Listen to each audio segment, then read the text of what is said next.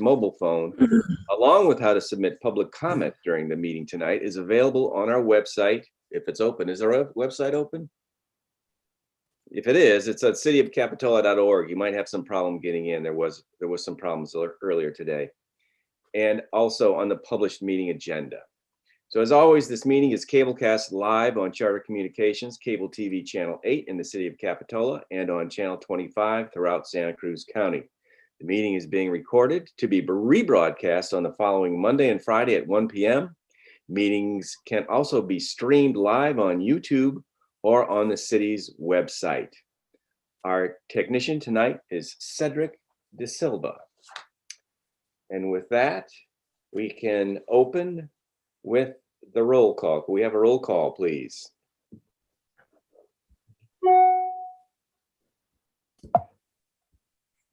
Commissioner Christensen. Here. Commissioner Newman. Present. Commissioner Root. Here. Commissioner Westman. Chair Wilk. Here. And unless there are any objections, I'm going to dispense with the reciting of the Pledge of Allegiance until we can all gather in chambers and respectfully address the flag in unison, which has always been a problem on Zoom. So with that, we'll move on to new business. Is there any new business, Katie, that we'd like to bring forward that's not on the agenda? No new business this evening. Okay. We'll then move on to oral communications. Are there any additions and deletions to the agenda? I did want to just clarify that on the consent agenda, item 5B, 106 Cliff Avenue, that should say request to continue. Okay, so an aye vote for the consent calendar is a request to continue on items both A and B. Okay, and with that, we will move on to public comments. This is an opportunity for short communications for the public concerning matters that are not on the agenda. You have an opportunity to speak out for 3 minutes during these oral communications. So are there any communications on email or hands raised on Zoom, Katie, for public comments? We have 3 participants on Zoom, but no hands are up. So no hands up, and there are no public comments within the public comment email. Okay, good. Yeah, again, these are for items not on the agenda. So then, since there are no new public comments not on the agenda, let's move on to commission comments. Do any of the commissioners wish to speak on something not on the agenda? Don't see any hands raised. So let's move on to staff comments. Does staff have any comments not on the agenda? I do. I wanted to share some great news with you this evening. And Sean Sasanto, if you would mind coming on with your camera. Yeah. Here's Sean. So I just wanted to announce this evening that Sean has officially been with the city in the role of assistant planner for 3 years.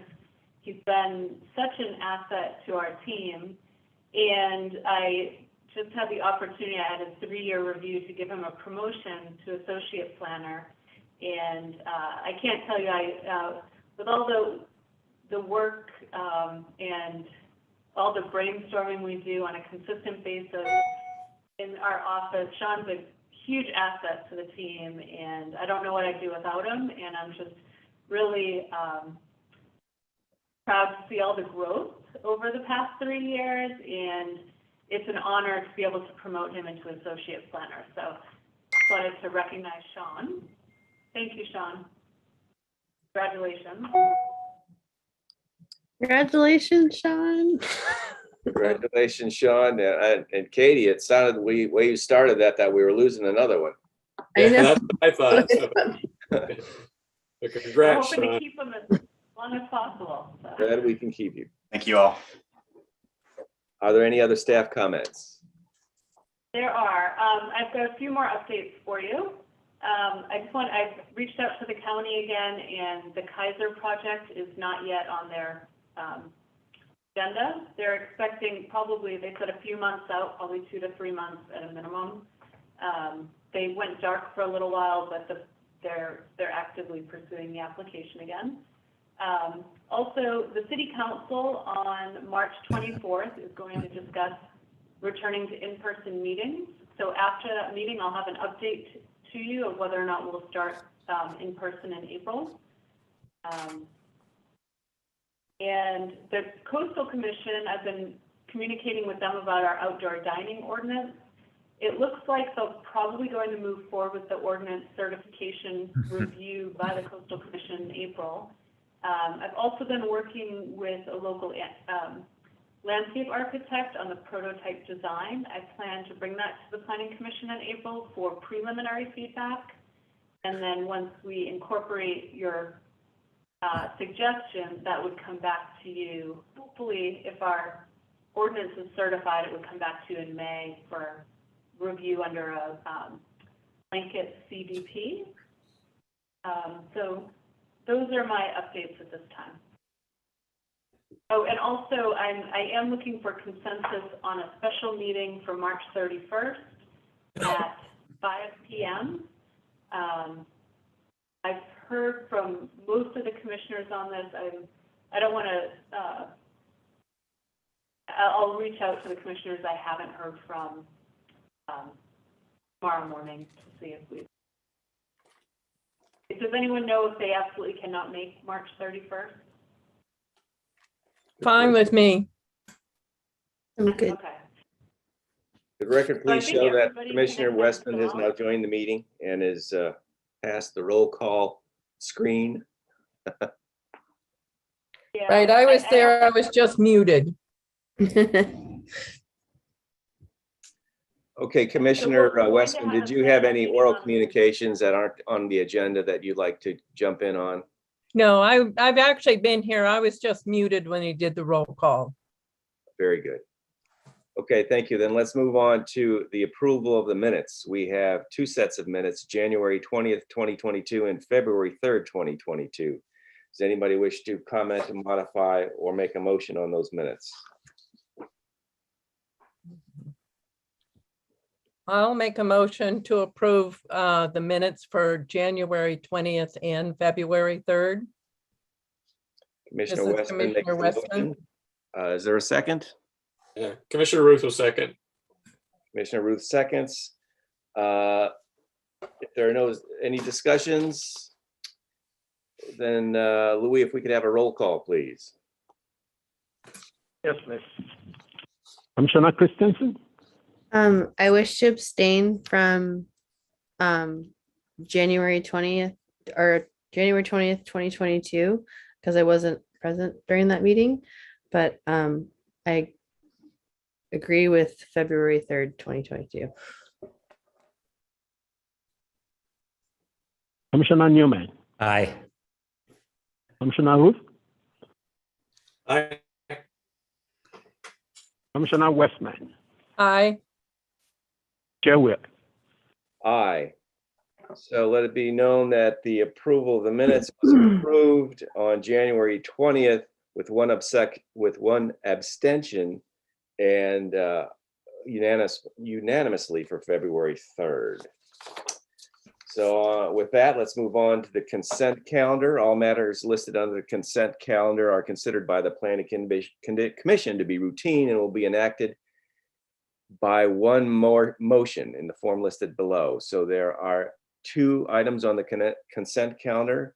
The SB9 ordinance request to continue, request for continuance, and item B, 106 Cliff Avenue, also a request to continue.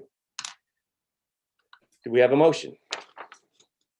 I would move the 2 items be continued that are on the consent calendar. I'll second it, Commissioner Westman. So I have a motion for approval by Commissioner Ruth and a second by Commissioner Westman. Louis, can we have a roll call vote? Wasn't excuse me, Commissioner, wasn't a motion to approve, it's a motion to continue. Right. Yes, I stand corrected. It's a motion for continuance on both items. Okay, roll call. Commissioner Christensen, Aye. Commissioner Newman. Aye. Commissioner Root, Aye. Commissioner Westman, Aye. Chair Wilk. Aye. So with that, we can move on to public hearings. This is an opportunity for the public to discuss each item independently. And item 6A is the right of way in front of 709 Escalona Drive. Staff, do you have a presentation? Welcome, planning commissioners. I'll be sharing a screen here in just a moment. No, it's hard to hear him. Can you hear me? Barely. Barely?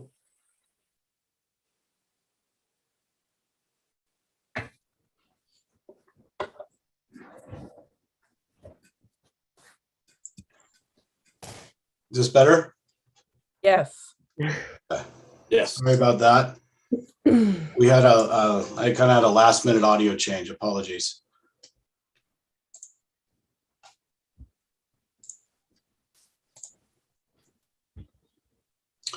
Okay, can you see my screen? Yes. Okay, so the Soquel Creek Water District is proposing a coastal development permit for a seawater and ground water monitoring intrusion well. The location is in the city right of way on Escalona Drive. It's in front of a vacant property at 709 Escalona. Kind of two aspects of this permit are the permanent installation, which is the well, a 4-inch casing that goes 920 feet below grade. And then there's a top out with a lid and a 2x2 concrete pad.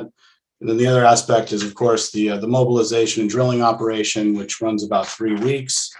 Hours are proposed at 7:30 a.m. to 5:30 p.m. weekdays.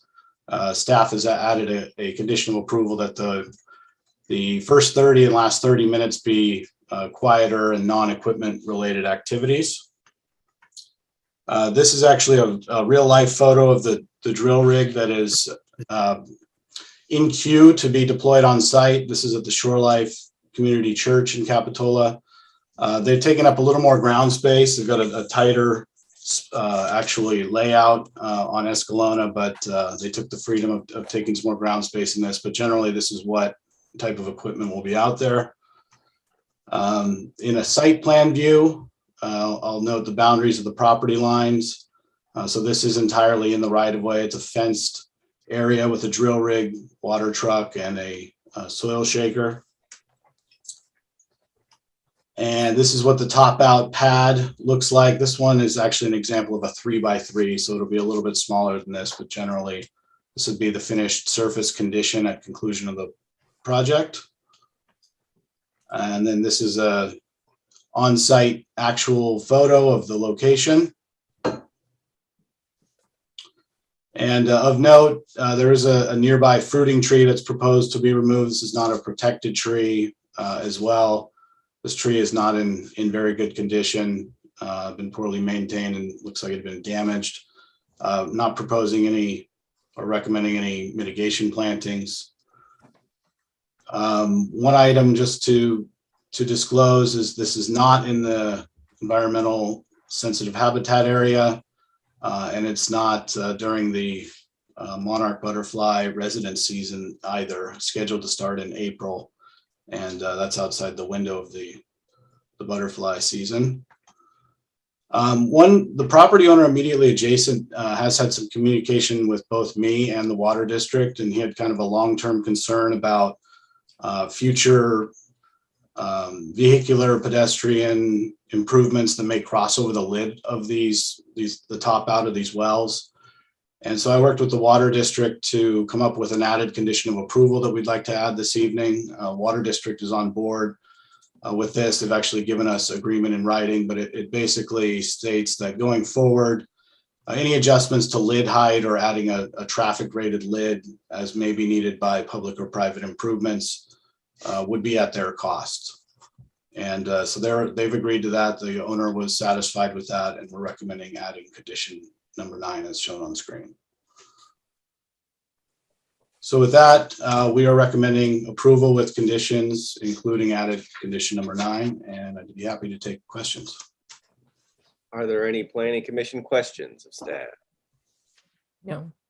Yes. Commissioner Newman? It sounds like one neighbor at least was involved, but my question is, how were the immediate neighbors notified of this application? So we did the site posting. While I was there, I actually talked in person to one owner directly across the street, gave him my card. Also, the Water District did their own neighborhood outreach over the top of the city's required 300-foot mailing. Okay. So those were kind of the layers of outreach that was done. Okay, thank you. Any other comments or questions, I mean? If none, let's move on to public comment. Are there any members of the public wishing to speak on this item? Brian, are there any hands raised or email comments? I'm checking the emails, and there are no public comments in our emails. And we have attendees, but no attendees with their hands up. Very good, then let's, Emails. I'm sorry, Brian. I have no emails. Very good. So let's move on to planning commission deliberation. Does anybody wish to discuss the pros and cons of this item? Ed, you're muted. What about the public hearing?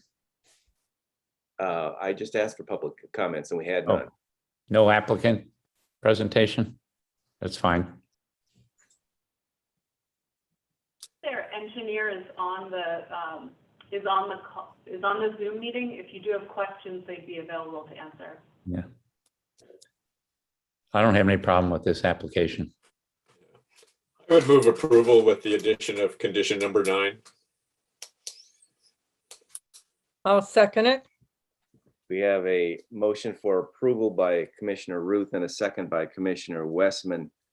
If there are no other debate items or amendments, let's ask for a roll call vote. Louis?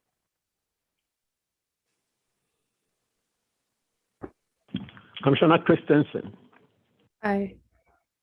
Commissioner Newman, Aye. Commissioner Root, Aye. Commissioner Westman, Aye. Chair Wilk. Aye. Passes unanimously. Let's move on to public hearing item 6B, 501 El Salto Drive. Do we have a staff presentation?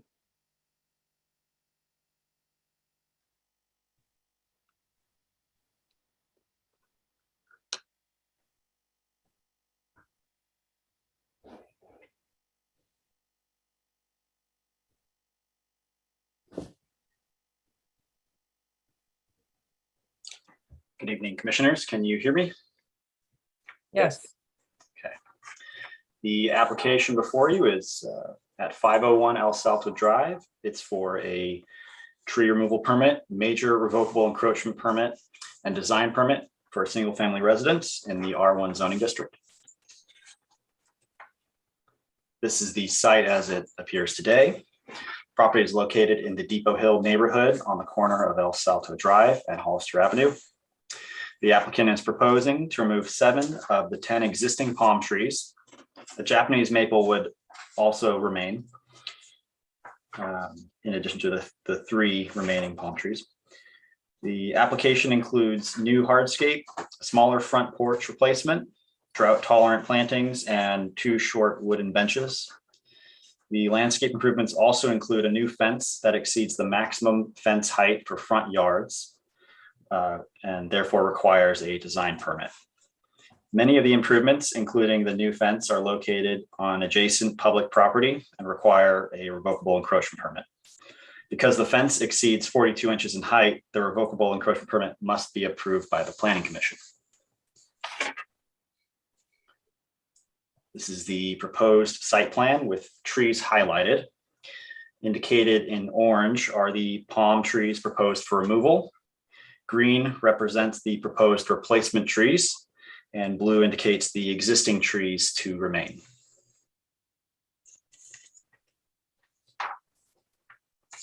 The applicant is proposing tree removals along with extensive work to the landscape, as we discussed previously.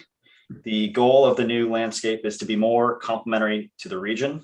These types of major landscape renovations are typically reviewed by the Planning Commission in conjunction with a design permit application. The project is unique in that no modifications to the home are being proposed, with the exception of the front porch replacement. The Community Development Director has the ability to approve tree removals ministerially associated with development applications. However, since the interpretation is not commonly applied, the director elevated the request for Planning Commission review.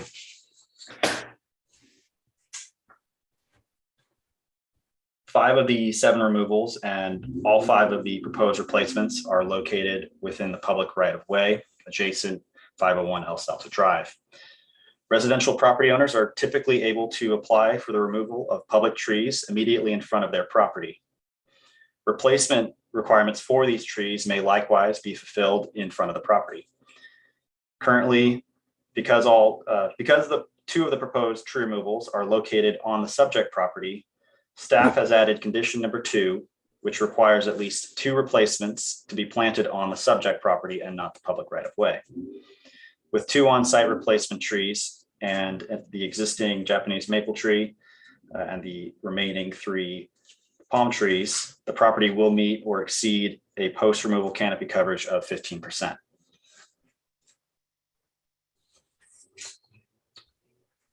The area, and this is now getting into the revocable encroachment permit. The area in orange is the public right-of-way between the property and the roadways of El Salto Drive and Hollister Avenue. The red line towards the right indicates the proposed fence. The proposed fence is about 58 inches in height and is the only encroachment that explicitly requires Planning Commission approval. Bless you. Thank you. The Planning Commission must evaluate major revocable encroachment permits using the following considerations: the expense and difficulty that will be entailed in removing the improvement in the event of street widening, whether the proposed improvements are in conformity with the size, scale, and aesthetics of the surrounding neighborhood, the preservation of views, and whether granting the permit would tend to result in the granting of a special privilege. Because these are rather lengthy, I've left these considerations in the staff report, which were analyzed there, and staff found no conflicts.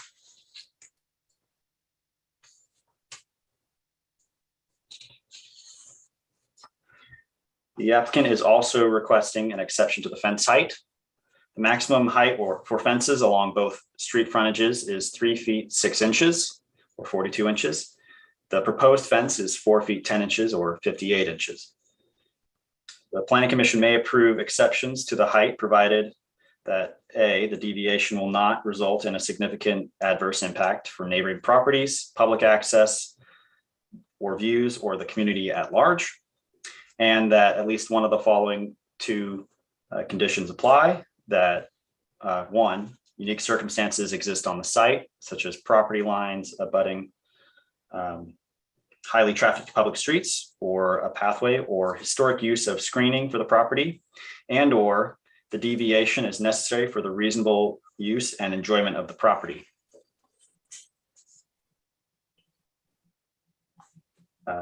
In response to the first one, the Planning Commission or Planning and Public Works staff have reviewed the proposed fence, which has been cited to comply with visibility requirements for intersections. Staff does not anticipate any adverse impacts on the community or adjacent properties.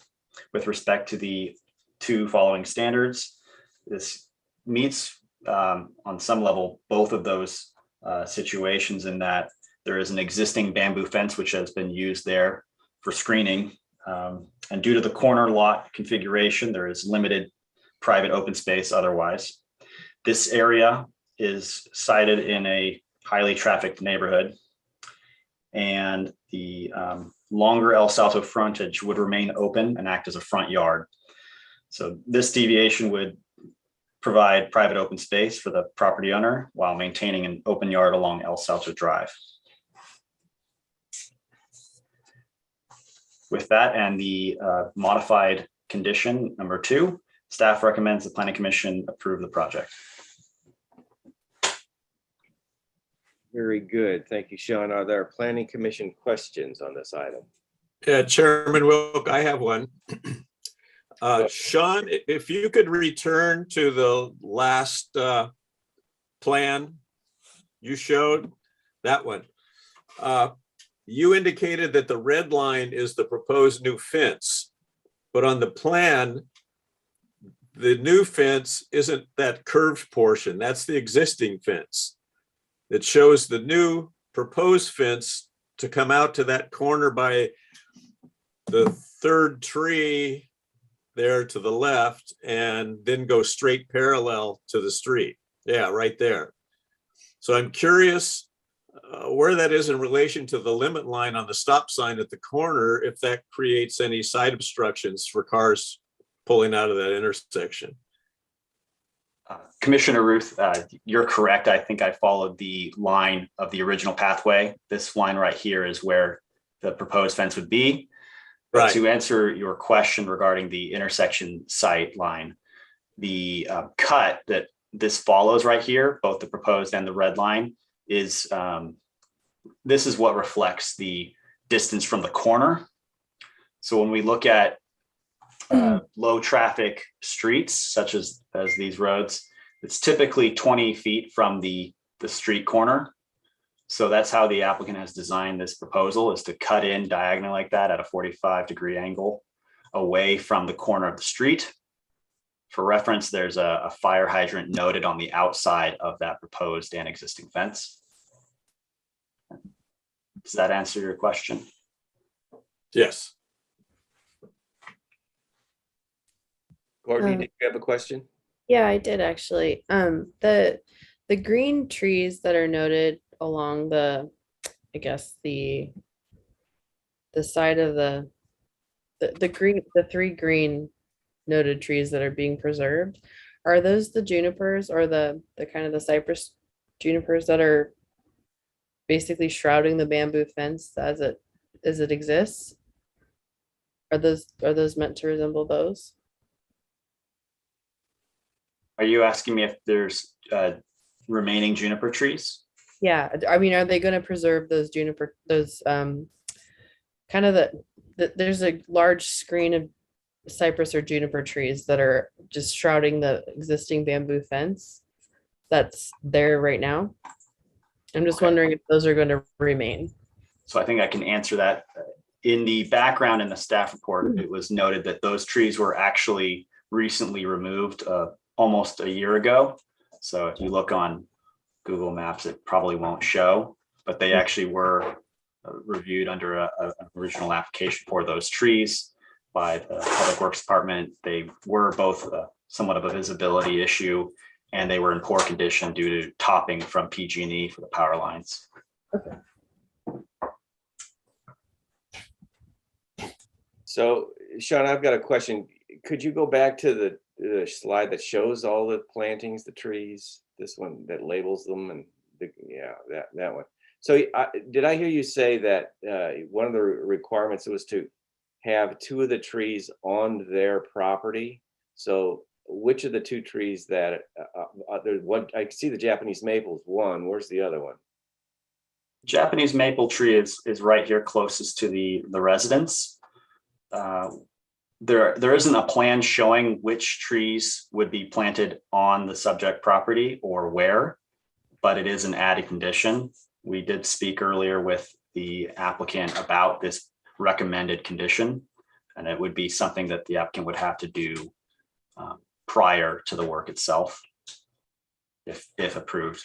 And to Courtney's question, you're saying those 3 trees on the right that are on, I guess, Hollister are no longer there? Because those are the junipers? Yes, if you were to look at aerial imagery or street view imagery, the trees you saw there are already gone as of about June or July of last year. The trees you see in green on this proposal would be new. I see. That I'm makes just, sense. I was just looking at Google Street View and there, and that's why I made the comment because they're on Google Street View. So would one of the options would be to take one of those 3 new trees and move them on the other side of the property line? Or, I mean, Yeah, this would be that they can take any 2 of their choosing of the replacement trees and relocate them such that they would be actually on private property to reflect the loss of 2 trees on private property. so we're not asking to freeze the landscape plan that's on the right of way. We're treating this whole thing as just one project that includes our right of way and then the tree coverage associated with all of that. That is correct. And the 15% canopy coverage, does that include the trees on our right of way or not? So whichever way you look at it, if it's approved with condition number 2, you would be seeing 15% or more both on the private property or on the site area as a whole, including the public right of way. So whichever way you looked at it with the condition modification, you'd be achieving that. So in other words, if we came back at some later and invoked our privilege of right of way and removed all of that landscaping, they would still have 15% coverage on the remaining site or on their site. That is the goal of those conditions. Based on your second amendment to add a tree somewhere on this property. Okay, I get it. Any other questions? Just to clarify, Okay. sorry, that the existing tree is not a part of the 2 being required. So they would actually have to locate 2 of the new trees on the subject property. Oh, okay. So do you need 2 trees to get the 15% coverage, or will 1 suffice? So in other words, you're asking for 3 trees on their property. I'm just wondering if 2 trees would cover 15. That would probably be debatable. Okay. So I had a couple of questions. Yes, sir. I was wondering if anybody had contacted the fire department about the fire hydrant, because when you go up and look at it, I'm not certain that the back part of the fire hydrant would be completely accessible to the fire department if they needed to use it. So I would like to add a condition that they get some sort of sign off from the fire department saying that the fence is not too close to the fire hydrant to have the fire hydrant be completely usable. And at some point, I don't really have any problems with this application, but I think the city ought to look at, in particularly areas like Depot Hill, where chunks of the public right of way are being used as private property, and see if there's any way that the city could charge an annual rent for these spaces or something. So there is some money that comes into the city for giving up this land for people to use. And I would also like us to look at our list of trees that the city has used for a number of years, because some of the trees which they're going to put in here, 3 of them are what are the crepe myrtles. And I think there are a lot of people who think crepe myrtles are really not trees, they're more a bush. And so I would like us to relook at our tree list at some point. But on the whole, I'm fine with the project. Okay. Any other questions? In terms of making notes here. Okay, with that, let's move to public comments. Does the applicant wish to make a statement?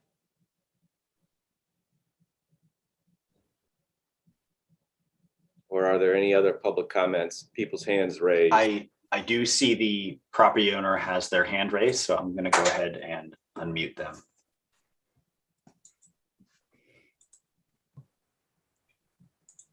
I was just commenting that I didn't have anything, when you asked if I had any comments to add, I don't have any further comments to add from the presentation. Do you have any questions about the added requirements for the 2 trees? Is that a hardship on you? Well, I can't imagine where I would put them. And I mean, I thought one would be probably easily figured out, but I mean, there's not a lot of space available to do that. I was hoping when you were going in the direction that the canopy is going to be increased to such an extent that maybe 2 would be more reasonable than 3. That was the gist of my question, but we'll save that for our debate. Okay, thank you. Are there any other public comments? Sean, see anything? I do not have any new emails, and no one else has raised their hand at this time. All right, with that, we'll move on to Planning Commission deliberation and decision. Does anybody want to speak out on this? Well, I have 2 quick comments on it. One is I've never been comfortable, and I'm still not comfortable with fencing in public right-of-way for private use without the rest of us getting some kind of gift of public land. But apparently that issue has been resolved by the city council. So it is what it is. My other comment is that I like Commissioner Westman's idea of the city actually getting some revenue from the use of the city land. That would make it more equitable, but I don't know how realistic that is. And my only other comment is, not being a landscape architect, it's the combination of trees that are going to result from this seems a little weird to me, but maybe that's just one man's opinion. Other than that, I have no opposition to the application. Let me chime in with a comment that might stir some debate, and that is what the applicant discussed, and that is the addition of adding 2 additional trees on their property.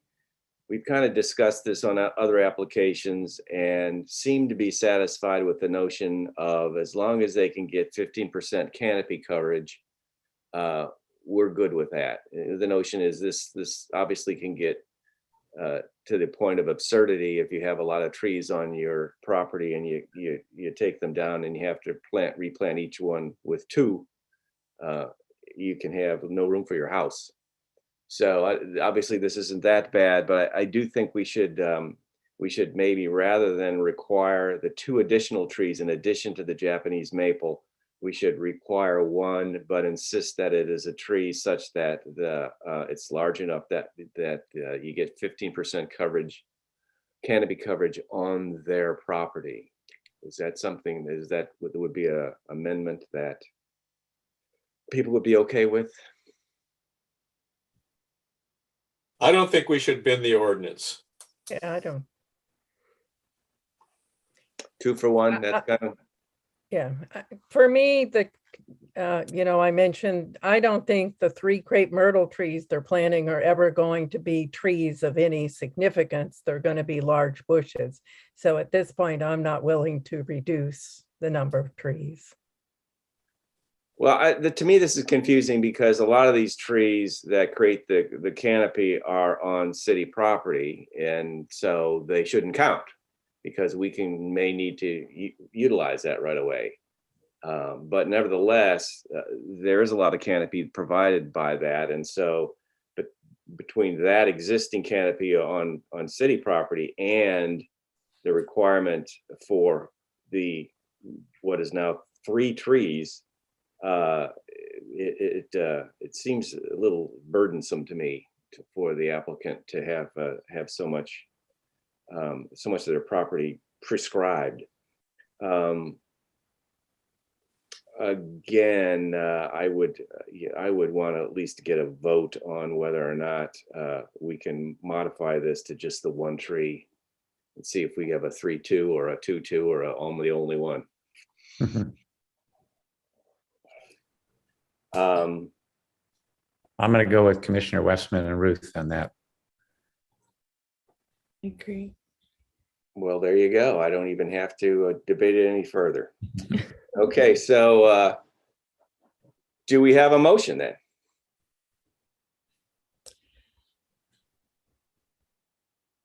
I'll make a motion to approve the projects with the change in condition number 2 and adding a condition that they get a sign off from the fire department regarding the fire hydrant.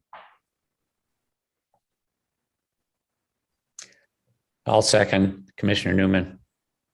We have a motion by Commissioner Westman and a second by Commissioner Newman. Is there any further debate on this item? If not, let's take a roll call vote. Louis? Commissioner Christensen, Aye. Commissioner Newman, Aye. Commissioner Root, Aye. Commissioner Westman, Aye. Chair Wilk. Aye. Okay, application approved as with conditions. Okay, let's move on to public hearing 6C, report on upper floor decks. Staff, do you have a presentation? Yeah, thank you, Chair Wilk. So this item is before the Planning Commission following the January meeting, where the Planning Commission had a couple of projects that resulted in some lengthy discussion and a lot of public input on 2 upper floor decks. The discussion ended up turning into a bit of research for staff to come back to the commission with some suggestions on how to regulate second floor decks. And so that's what we have for you this evening. I've got the bullets on the screen of kind of a table of contents of what we'll go over. So we'll start with the current process, which is not much different than what was done under the previous code, other than previously upper floor decks were counted in FAR. I understand that the thought behind that was that we're really trying to capture the volume of 3-dimensional space with our FAR definition currently. And so that sort of sets the table for us to regulate decks differently, and is basically the discussion that we're having this evening. With some of the research that we did, we looked at some other communities and how they regulate them. I would say we didn't really focus so much on similar communities as we wanted to get a breadth of different ways to regulate upper floor decks. So first example, Menlo Park, what they do is they double the side setback and 1.5 times the rear. So really pushing upper floor balconies and decks toward the core of a site. Excuse me, your presentation is not up on the Zoom. There we go. There we are. All right, I'll go. You didn't miss anything. So that was really just the intro. So this is getting into the heart of the matter. So we looked at other agencies. Menlo Park, you can see they just have an extended setback both on the sides and the rear, and so they're pushing the decks toward the core of the property. In Cupertino, they require a hearing, and then they have kind of a heavy mitigation with screening type of requirement in where I'm going to use my pointer here. They measure from the jamb or the connection point along the side of the deck to the building line, and they pull a 30-degree radius, project that out to the property line, and then they require relatively mature 12-foot tall plantings to line that space. In Los Altos Hills, they're mainly interested with decks above 3 feet from adjoining grade. And in those situations, they limited the projection itself to 6 feet from the building line. And so this does a few things. The photo on the left is it kind of tightens it up to the building. But on the right is really the long-term effect in that it sort of limits it to a space that can't conduct like parties, or tough to have a large dining table out there. So it's kind of more intimate and single or two occupancy type of activity. So it kind of has a built-in mitigation effect just by size. We looked at Pleasure Point Community Design Standards, Santa Cruz County. They allow second floor decks in their first floor setback where they are directly above floor area and the railing's not above 15 feet. So I think the takeaways here is the deck essentially functioning like a first floor and is sort of nested behind the building line. And then we looked at Coronado, Southern California. They do a combination of a hearing. They also don't want decks to have walls or roofs. So they limit massing that way, as well as a daylight plane. In the photo here, if I'm envisioning this as a side yard, it's coming up here, and your deck would be pushed toward the center or core of the lot. So those were the 5 cities we looked at. This slide is some new information. Admittedly, we've kind of refined some of our thoughts since the staff report went out. This is certainly kind of a study session workshop. So these are not totally baked ideas, but we thought these were a good starting point for the discussion this evening. When thinking about draft code language, we wanted to start with applicability. And so we wanted to be specific that this is for R1 zoning, or maybe in reciprocity to multifamily zones that share an R1 property line. And it would be for, our starting point is 3 feet above grade. And the second one, upper floor decks should be located in the front and rear. The next slide, I've got a model of a 40 by an 80 lot, so like a 2-to-1 aspect ratio, which is pretty common in Capitola. And the side property lines are just inherently problematic. So we wanted to have these upper floor decks be front and rear facing building lines only. With the rear setback 25, side setback straightforward 10 feet. Decks and balconies not extend more than 6 feet. So that's the Los Altos Hills example. And then second to last bullet, we wanted to be specific that roof decks above a second story finished floor elevation are prohibited. Then the last one is just to be really clear that we're talking about limiting second floor decks to within that 6 feet of building line, and not some detached 2-story deck that is disassociated from a building. And so tying all decks that are not immediately adjacent to a building to a 3-foot level above grade. Excuse me, how do you get a deck that's detached from the building?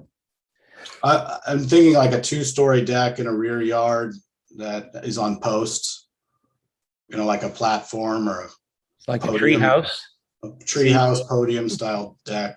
Oh, all right. To capture a view.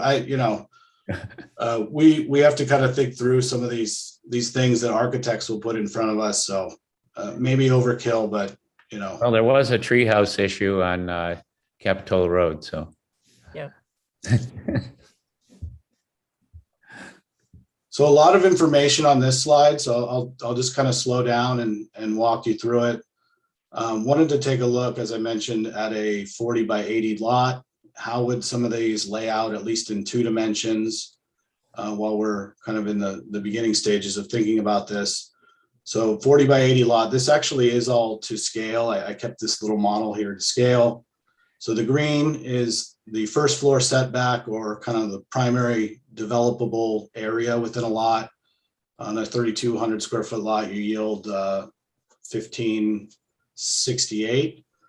And then the red is the second floor setback, so that pinches it into 1232. And then, as written in the prior slide, the purple would be where an upper floor deck off of a second floor would be. And that's in really the core of the lot. This is about 20% of the very center of the lot at 700 square feet. The photo is kind of showing what we think would result. It would probably result in this deck space is going to compete for some pretty prime area where FAR would want to go. So architects and designers have to make a choice on allocation of the space on the second floor. And then you'd also end up probably with some recessed design upper floor decks surrounded by 3 walls, which is going to make the second floor deck kind of behave more like floor area. So it might be a good benefit there as well. So Brian, before you continue, Yeah. That 10-foot setback, that's the back of the deck, correct? That's not the front of the deck. That would be the closest point to the property line. That would be the front of it. So the deck itself would have to be inset from that 10-foot line?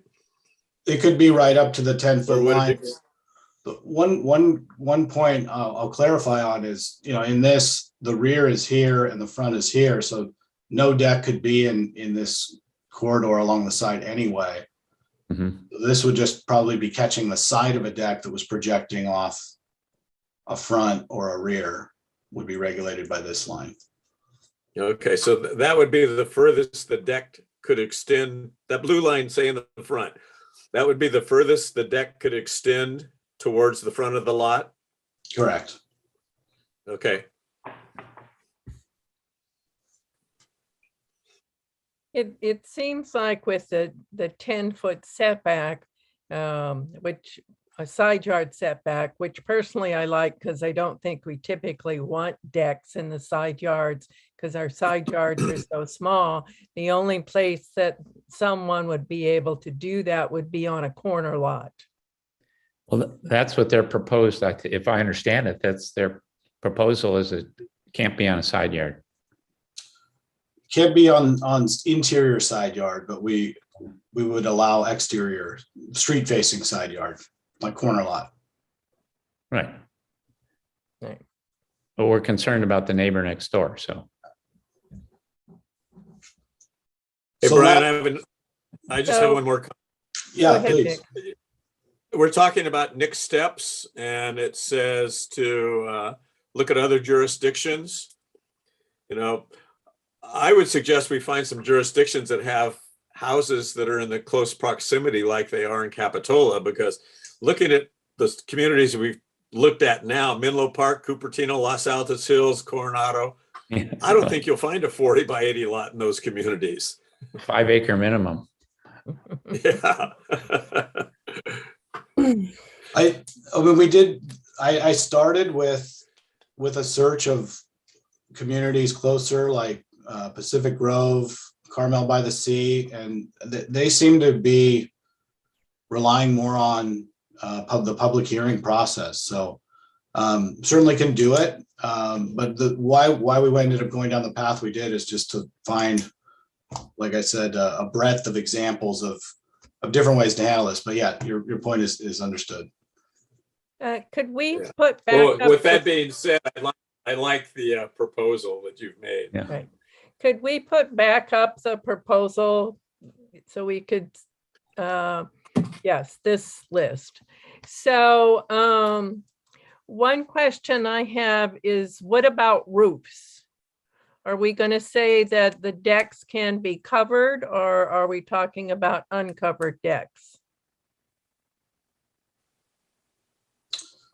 So Yeah, I'm gonna go back to one photo here. So one thing in the current code, if this was 3 sides and a roof, it would be floor area. So that was a question that I had. Yeah, personally, I would like to see second floor decks be counted in the floor area ratio. I don't see the need for first floor decks, but I would be comfortable with having it counted in, second floor decks. And as I said, I was also wondering about the roof issue. Because basically, like in this scenario, this photograph you're showing us, somebody puts a roof over that, they've pretty much created a room with walls on 3 sides, so it should be counted as floor area. Well, he said it is. Okay, thank you. No, it only is if it has a roof on it. No, I think he's saying because it has walls on 3 sides, it would be counted as floor area rate in the floor area ratio. Is that right, Brian? I was thinking 3 walls and a roof, but Katie could correct me. I'm not as familiar with the new code as she is.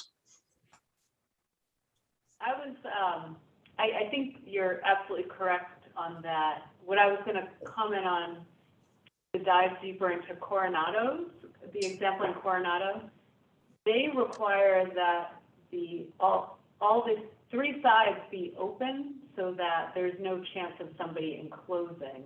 So that's just another way to go about it if the Planning Commission would prefer that. But if you prefer the deck be tucked into the house, then we should definitely work through whether or not, like, to include it in the floor area ratio and whether or not we should allow a roof. I would worry that if we didn't allow a roof, that people would put up temporary structures anyway that would cover those areas. Yeah, I We're don't, looking for future. I personally don't have a problem with a roof if it's counted in the floor area ratio.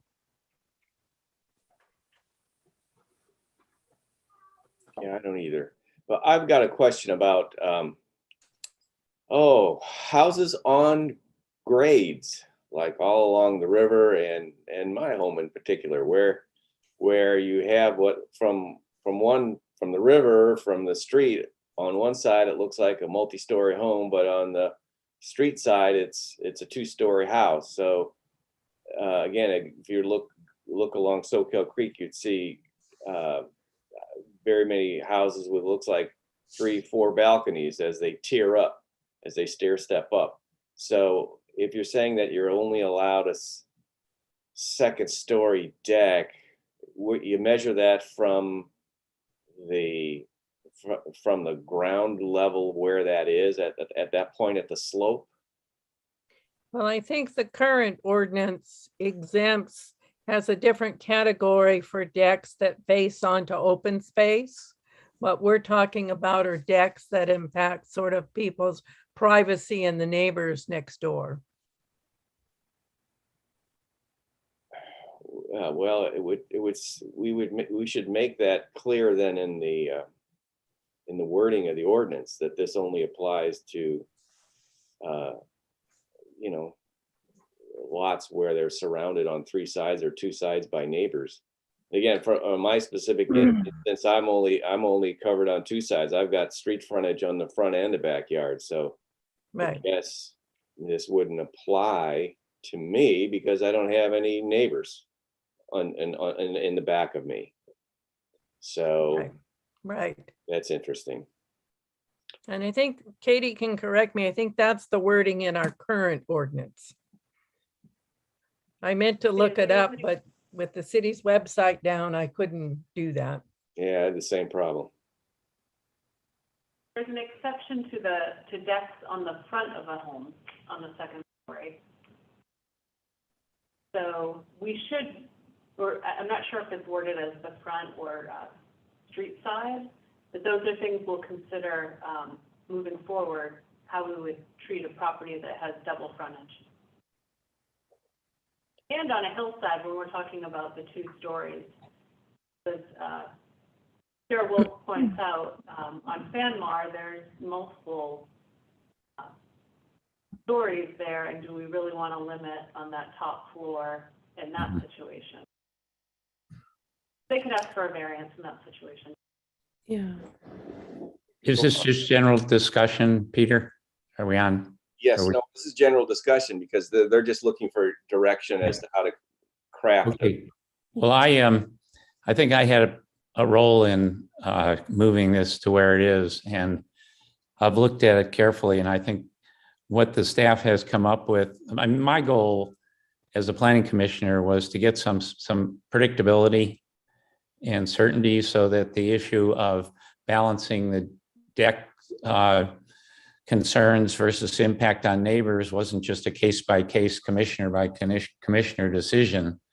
Some commissioners feel one way about these things, others feel another way. I wanted to get some more objective standards. I thought that the examples that the staff came up with weren't very good. The ones that said they'd hold a hearing doesn't help me at all because, you know, that's the problem, is the hearing. But I think what the staff somehow pulled out all that is really very good. And I mean, we might fine tune it in a couple of ways, but in general, it seems to create some objective criteria for us to use and for applicants to use, and balances the interests pretty well. The only thing that we might add is that variances for decks should be disfavored. So I'm in favor of moving forward with the proposal that the staff has put together, which I think is better than any of the cities we looked at. I agree with Commissioner Newman.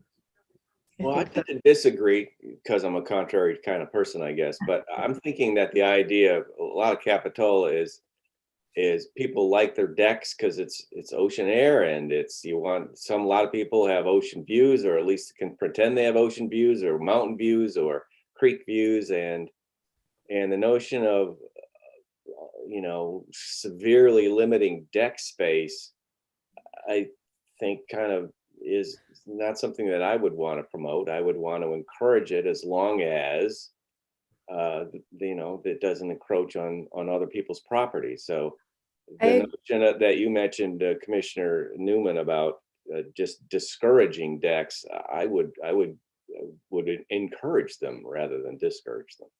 No, I said discouraging variances.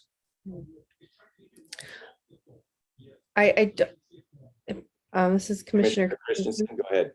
I don't believe that the staff suggestions limit. I hear what you're saying, because I'm in favor of not limiting a second story deck space. I just feel like you should encourage people to enjoy outdoor habitat.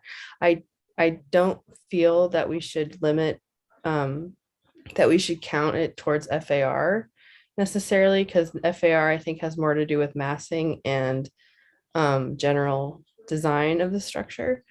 The exterior deck space should be, I mean, it is pretty in line with what the staff suggestions have outlined. It's, the side setback of 10 feet, the rear setback of 25 feet. I feel really, take into consideration the interior lot lines.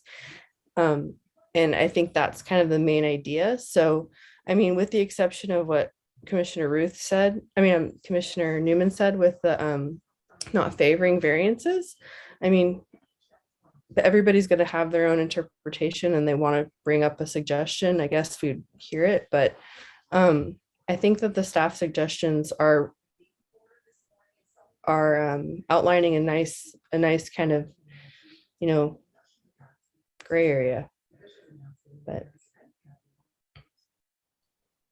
Well, I would concur with both Commissioners Newman and Westman. And, I think for every person that enjoys their deck, there's 3 adjacent neighbors that enjoy their privacy. yeah, So we have to look at it, I think, in that regard. But I think the staff suggestions are really good and going in the right direction. Let me ask a question about roof decks. My impression generally is roof decks are not allowed. above the, well, second story. So you'd have if you had a first story house, or a story house, you could have a roof deck, but if you had a 2-story house, you couldn't have a roof deck that would create a 3rd story. Well, couldn't you have a roof deck under their current guidelines? It just has to be in the center of the property. That's the way I interpret it. I'm just not sure that we've approved roof decks in the past. And if it seems to me that's always been a problem, but maybe not. I guess as long as you're under the 25 feet maximum, it doesn't really matter whether it's a deck or a house or a enclosed enclosure. Well, there is one difference, which is that they've also added a condition that it can only be 6 feet wide. Oh, yeah, I don't like that. I think that's an unnecessary constriction. Well, I think it's a good rule because what it does is it prevents partying on the decks. Like we had this gentleman come in and say he wanted to come after dinner, he wanted to go out and have a glass of wine on his deck. And this 6-foot deck would work fine for that. But if he wanted to have a social event on his deck, it wouldn't. I don't have a problem with social events, I guess. Okay.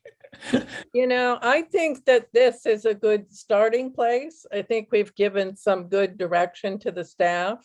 Why don't we let them take this and, sort of run with it and see what it looks like in a sort of draft ordinance form? Agreed. Well, let's make sure they get all of our opinions and comments in before we run with them. Are there any other issues that we want to bring up before we send them on their way? Well, I have a question for the Planning Commission. I was wondering if, where we're getting more restrictive on the rear deck, would you want to be more permissive on the front deck and do something similar to the Pleasure Point guidelines of allowing the deck on the front to be located over the first story? So that would allow, right now, a front deck has to be set back 20 feet at the same setback as the second story. And would the Planning Commission allow some more flexibility towards the front of towards the street to be allowed to be over the first story within that second story setback area? That comes up with applicants quite a bit, and we have them correct their plans to set the decks further back. I think that's a good idea because the impact on neighbors has got to be much, much less when we're talking about on the road. Yeah. Well, having had firsthand experience with that from the dwelling across the street, they had a 2nd-story roof deck that the setback was probably 15 feet. And it was a large deck. And when there were people on the deck, they could see every inch of my backyard. They loomed over my backyard. And I was across the street from them. The noise carried. I had absolutely no privacy at all. So I wouldn't support that. I could go along with being a little more lenient on the front side, particularly if we're talking about a 6-foot deck. I also agree that the front, there could be some leeway on the front, and we can discuss how much that is later. But I like your idea, Katie. Courtney, any comments on that? Yeah, front and rear seem to be safer areas than the side interior setbacks. And All right, one Katie, do follow-up. you have enough to go forward? I've got one more for you. For a front deck, can we talk about floor area ratio and get some consensus from the Planning Commission of, are there areas that, like the front deck, that you wouldn't count it towards floor area ratio? And because that way you're almost, you're encouraging it, or would you want all decks always on the second story to count towards floor area ratio? We can come back with this if you want to think about it. Right. I agree with Susan and think it should be part of the floor area ratio. Yeah, that's what I was gonna say. I think it should be part of the, if a second floor deck should be part of the floor area ratio. I'm okay with that. It Well, just, I'm confused on that because the notion of removing it from part of the floor area ratio was because the floor area ratio FARs was on second floor had to do with massing. And we said, and as you stated in the presentation, they said, well, the decks aren't considered part of massing. And so therefore they shouldn't be part of the floor But area. if they put a roof on it, if they cover it in some other way, it becomes part of the massing of the building. if they cover it, I would agree with Commissioner Westman. It's if you cover it, it's enclosed on three sides. It's pretty, it's an outdoor living area. But I just feel it impacts the living space so much based on our current FAR that, you're compromising rooms, you're compromising living space because you just want this marginal exterior deck. It just seems kind of futile, in my opinion, when designing homes for the typical lot size in Capitola. So in other words, people wouldn't do decks because they have to give up half of their third bedroom or whatever. 100%. Yeah, so I guess I would not agree with Commissioners Westman and Ruth about adding that to the second story floor ratio for that reason. So we've got some debate there as well. Used to, in our old ordinance, there was an exception for covered decks up to 150 square feet, I think. So when we bring this back, we'll do some alternatives for you to look at. Yeah, so find the compromise for us. Very helpful, thank you. Okay, anything else on item 6C we want to discuss? Issues on upper decks. Okay, then let's move on to the director's report, item 7. There's no director's report this evening. Very good. Finally, item 8, commission comments. Any last commission comments before we adjourn? I may have missed it because I was a little late, but did we find out why the city's website's not working? Yes, there's, it's not our web provider, but there's some type of technical issue in the background in the communication. So very vague answer for you, but there's a technical disconnect that's occurring. We were hoping to have it up today with our, but every time we ask, it sounds like it's somewhere between 24 to 48 hours till when it's going to be fixed. And we've passed the 48-hour period and it's still not fixed. So my apologies, but hopefully very soon. And my one other comment is I hope we will go to regular meetings as soon as the city council does, rather than continue with the Zoom meetings. So they, Commissioner Westman, I'm not sure if you heard me, but on March 24th, they'll be looking at that and considering it, the city council, and we'll follow whatever the city council decides. Okay. Okay? Any other comments? Yes, I have my hand up. Okay, Commissioner Newman. I don't see it, but go ahead. Oh, you don't see my hand up? Okay, I'll lower it. I just wanted to congratulate Sean on his new role with the staff, and I think he's done a great job and deserves it. Yes. I think we Concur. all concur with that. We do. Anyone else? So Katie, our next meeting is March 31st. Special meeting, March 31st at 5 p.m.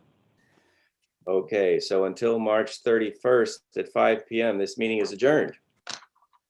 How's Good night, that? everybody. Thank you. Everyone.